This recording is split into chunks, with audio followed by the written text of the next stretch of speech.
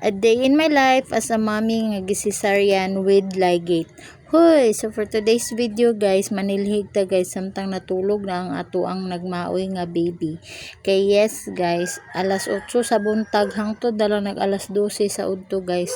Nagsige na lang gid siya og pahawid sa ako kay I don't know guys basin og suol iyahang tiyan. Unya ako nakaon guys is the bungra man in town among sudan gikan pa kagabi hangtod ganinang buntag no. Unya wa ko kay balo kung makasuol ba na sa tiyan sa bata or dili. So lahos na punta dito sa likod guys kay maglabata guys. So kita mo washing ana, so kita mo washing pasabot ana mang labata. And yes guys, yes ko guys pero galihok-lihok ko tabang dire sa balay guys. Hinay-hinay lang good.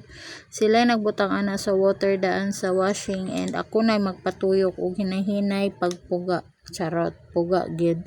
So maura gid ako matabang guys, dili pa mo ko makahakwat og bugat-bugat. So maglaba-laba lang tag hinay-hinay guys no.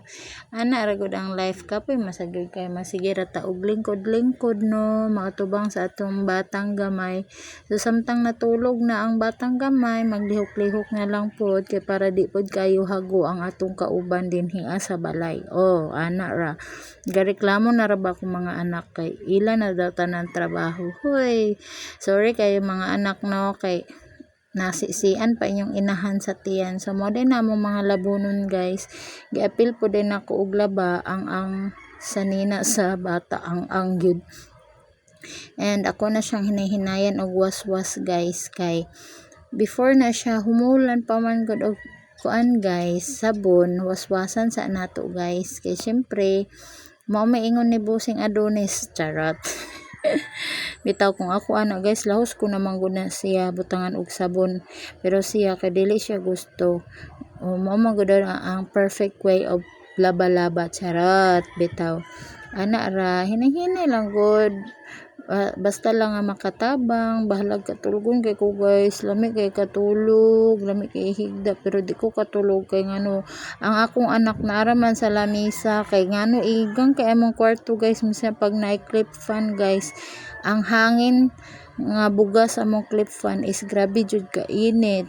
Luoy lang kayo ang bata dito sa kwarto so mas pilion na lang nako nga nasa sa lamisa dito sa gawas sa among balay kay presko ang hangin. Unya magpaandar mapud og electric fan so dili ra kaayo gyud ingon nga grabe ka init.